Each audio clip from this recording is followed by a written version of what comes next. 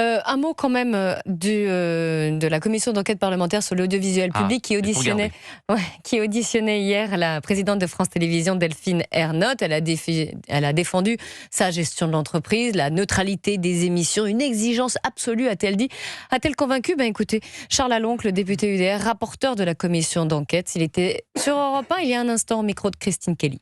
On a réalisé 6 auditions sur une cinquantaine. Il y a déjà eu un certain nombre de révélations absolument confondantes. Les prises illégales d'intérêt, les pactes de corruption, les pantouflages entre certains dirigeants de France Télévisions et des sociétés de production, les mensonges et les parjures proférés en audition, tous ces faits sont passibles d'années d'emprisonnement, de dizaines voire de centaines de milliers d'euros d'amende. Je pense aussi que le parquet national financier, bien prompt à se saisir d'affaires financières, notamment lors des campagnes électorales, je pense que il suit nos débats, il fera, je l'espère, preuve d'autant de promptitude pour se saisir de ces sujets qui sont extrêmement graves, car il s'agit de détournement massif d'argent public, sur les faits en tout cas qui ont été révélés depuis quelques jours. Des révélations confondantes donc selon Charles Aloncle.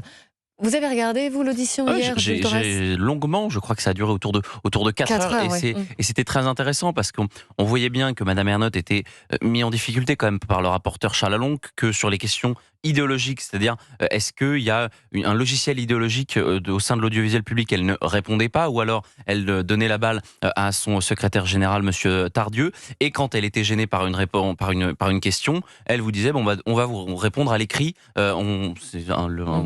Quelqu'un qui est auditionné peut le faire, il peut répondre à l'écrit ultérieurement quand c'est une question qui est extrêmement précise, notamment avec des chiffres. Des recherches, et donc ça permet quand même d'essayer de se défausser, de ne pas répondre aux questions qui embarrassent, mais quand on voit les chiffres complètement délirants de l'audiovisuel public, le rapport de la Cour des comptes de 2024, on comprend pourquoi Madame Ernotte a voulu botter en touche.